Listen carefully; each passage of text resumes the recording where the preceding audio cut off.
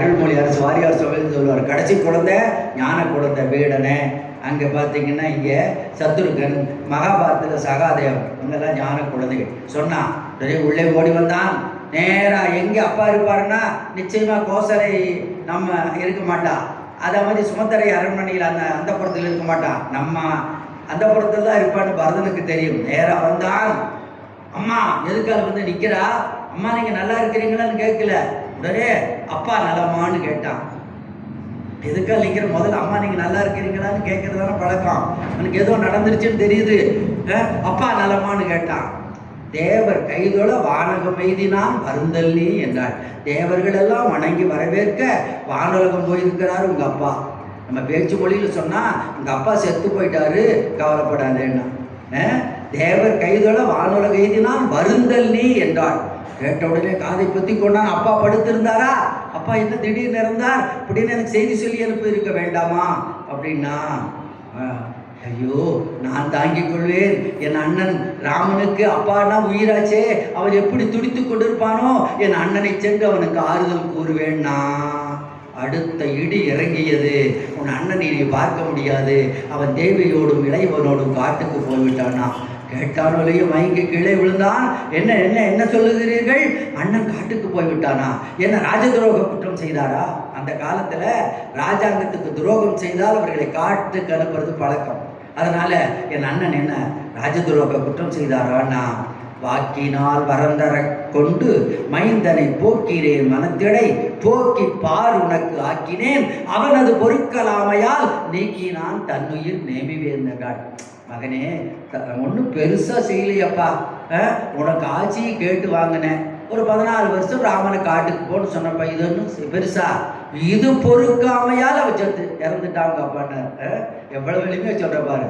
வாக்கினால் வரந்தர கொண்டு வைத்தனை போக்கினேன் போக்கி பார் உனக்கு ஆக்கினேன் அவன் அது பொறுக்கலாமையால் நீக்கினான் தன்னுயிர் நேமி. கேட்ட உடனே அப்படியே கோபம். உன்னாலதான் பேயே, நீ தாய் அல்ல பேய், உன்னால் தான் இத்தனையே நடந்திருக்குதா? அப்படியே கண்களிலே நெருப்பு பொறி, பெரும்பு செறியலாம், குட்டிக்கிறான், கீழே விழுகிறான், அடிக்கிறான். போய் கழுத்தை நெரிச்சு போடுவேன். பக்கம் போறான், கழுத்தை நெரிச்சிருவேன். ஆனால் தாய் என்பதற்காக விடவில்லை, தாய் என்பதற்காக விடவில்லை. உன்னை நான் கழுத்தை நெரித்து கொன்று விட்டால் இந்த தர்மாத்மா என் அண்ணன் ராமன் இருக்கிறானே என்ன சொல்வான் தெரியுமா? என் தாயின் கழுத்தை நெரித்து கொன்ற பாவி, உன் முகத்திலே நான் விழிக்க மாட்டேன் என்று என்ன ஒதுக்கி விடுவானே, என் முகத்தில் விழிக்க மாட்டானே. அதற்காகத்தான் நான் உன்னை விட்டு விடுகிறேனே தவிர தாய் என்பதற்காக அல்ல. நோயீரே, எனக்கு நீதான் நோய், தாய் அல்ல நீ எனக்கு நோய், நோயும் அல்ல நீ எனக்கு பேய். நோய் கூட ஒரு உடல்ல பிடித்தால் அந்த உயிரோட போயிடும் நோயும். ஆனால் பேய் ஒருத்தரை கொண்டுட்டு இன்னொருத்தரை பிடிக்கிறதுக்கு காத்திருக்கும். நோயீரே அல்ல பேயீரே, இன்னும் இன்னும் இதை செய்துட்டு உயிரோடு இருக்கிறையே, உன்னிடத்தில் இருக்க மாட்டேன். என் தூய தாய் கோசலை இடத்திலே செல்வேன். அவள் எப்படி துடிக்கிறாளோ, ராமனை இழந்துன்னா நேராக போனா கோசலையின் கால்களிலே கண்ணீரால் நீராட்டினான். அவ யதார்த்தமாக கேட்டா, பரதா உங்கள் அம்மா செஞ்சது உனக்கு தெரியாதா? அவள் யதார்த்தமாக கேட்டா, உங்கள் அம்மா செஞ்சது உனக்கு தெரியாதாண்ணா? அப்படின்னா எனக்கும் தெரிந்துதான் இந்த சரி நடந்திருக்குதுன்னு அன்னை கோசலை நினைக்கிறாளோன்னு ஆவேசம். அந்த நிலையில் அப்படித்தான் நினைப்பான். உணர்ச்சி வசப்பட்டவன் ஒரு பெரிய பட்டியல். இன்னென்ன பாவங்களை செய்தவர்கள் எந்த நரகத்துக்கு போவார்களோ, நானும் இந்த சதியில் ஈடுபட்டு இருந்தால் அந்த நரகத்துக்கு செல்வேன்னா அதையெல்லாம் சொன்ன நீங்கள் அப்படியே பயந்து போயிடுவீங்க. கருட புராணம் சொல்லுவேன் என்னென்ன நரகம் இருக்குதுன்னு, அத்தனை நரகத்தையும் சொல்லுவான் பரதன். இந்த நரகத்துக்கு நான் செல்ல கடவேன்னா. அவன் வார்த்தைகளை கேட்டவுடனே அவன் தூய உள்ளத்தை புரிந்து கொண்டவள் சொன்னான், சூரிய குலத்தில் இதுவரை தோன்றியவர்களில் பரதா எனக்கு நிகர் யாரும் இல்லை, மன்னர் மன்னா என்று வாழ்த்தினாள். மன்னர் மன்னன் ஆயிட்டான்.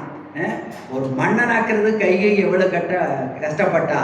தன்னுடைய தூய உள்ளத்தை காட்டி ராமனை பெற்றெடுத்த தாய் கோசலையில் வைத்தால முன்னைனும் கலத்து உதித்த முன்னோர் நின்னை யாவரே நிகழ்த்தும் நேர்மையர் மன்னர் மன்னா என்று வாழ்த்தினாள். அதுதான் கவியரசு அழகா பண்ணான். பூமியில் இருப்பதும் வானத்தில் பறப்பதும் அவரவர் எண்ணங்களே. பூமியில் நம்ம இருக்கிறோமா, வானத்தில் உயர இருக்கிறோமாங்கிறது எண்ணத்தை பொறுத்தது. தன் எண்ணத்தை காட்டி மன்னன் அல்ல மன்னர் மன்னனாக இருந்தான். போ உங்க அப்பாவுக்கு இறுதி கடன் செய், நேரம் ஆயிடுச்சுன்னா நேராக போனான். தந்தையினுடைய உடலை ஏற்கனவே தைல காப்பிட்ட உடலை கண்ணீரால் நீராட்டினா நேராக எடுத்து ஒரு விமானத்தில் வைத்து வசிஷ்டர் யானை மேலே வச்சு, விமானம் பண்ணால் நீங்கள் இப்போ இருக்கிற விமானத்தை கற்பனை பண்ணாதீங்க, நம்ம கருவறைக்கு மேலே இருக்கிறது கூட விமானம்னு தான் சொல்கிறோம். அது மாதிரி ஒரு பெரிய பெட்டி அதில் வச்சு யானை மேலே வச்சு அந்த சரையு நதிக்கு கொண்டு போனார்கள். அங்கே போன உடனே ஈவன் சடங்குகள் செய்வதற்காக பரதன் எழுந்தான். அப்போது சொன்னான், பரதா நீ செய்யக்கூடாது, அப்பா இறக்கிற போது கைகேயி என் மனைவியும் அல்ல, பரதன் எனக்கு மகனும் அல்ல, அவன் எனக்கு இறுதி சடங்குகள் கூட செய்யக்கூடாது. ஐயையோ, அப்பாவுக்கு இறுதி கடனும் செய்ய முடியாத பாவியாகி இவள் குடலிலே நான் பிறந்தேனே என்றான். சத்துருக்கனும் இறுதி சடங்குகளை செய்தான். சத்துருக்கன் பெருமாள் கையில் இருக்கிற சங்கு அம்சம்னு பார்த்தோம். வைணவர் இல்லங்களில் சங்குதான் பிரதானம். அவங்க எந்த விசேஷமானாலும் சங்கத்தான் பயன்படுத்துவார்கள். திருமணமானாலும் சரி, எல்லாவற்றிலும் சங்குதான் பிரதானம். இங்கேயும் சங்கு. இன்னும் நான் நம்முடைய உலகில் சம்பிரதாயப்படி தாய்க்கு தலைமகன், தந்தைக்கு கடைசி மகன் ஒன்று சம்பிரதாயம் உண்டு. அம்மா இறந்துட்டா தலைமகன் கொள்ளி வைப்பான். அதே மாதிரி அப்பா இருந்தால் கடைசி, இப்போ கடைசி மகன் சத்துருக்கன். சம்பிரதாயப்படியும் அவன் செய்தான். அதற்கு பிறகு துக்கம் அனுஷ்டித்தார்கள். 10 நாள் அரசு முறையில் துக்கம் அனுஷ்டிக்கப்பட்டது. கொடிகள் அரை கம்பத்தில் பறந்தானன்னு இன்னைக்கு என்ன சொல்கிறோமோ அது அந்த காலத்திலிருந்து நடைமுறையில் வருகிறது. 10 நாள் முடிந்தது. எல்லாரும் அரசவை கூடியது. வசிஷ்டர் சொன்னார், சூரியன் இல்லாத பகல், சந்திரன் இல்லாத இரவு, உயிர் இல்லாத அரசன் இல்லாத நாடு உயிர் இல்லாத உடல் போன்றது. அரசன் இல்லாமல் ஒரு நாடு இருந்தால் அது உயிர் இல்லாத படம் இருக்கிற மாதிரி. அதனால் நீ தந்தை வாக்கின்படி அரசை ஆட்சி ஏற்றுக்கொள்ள வேண்டும்னா பதறி போனான். குருவே தவறான வழியை காட்டலாமா? நான் ஏற்றுக்கொள்ள மாட்டேன். எல்லாருமாக சேர்த்து சென்று அண்ணனை அழைத்து வந்து இந்த ஆட்சி கட்டளையில் அமர்த்த வேண்டிய தவிர அவர் அமர வேண்டிய ஆட்சி கட்டளையிலே நான் அமர மாட்டேன் என்றான்.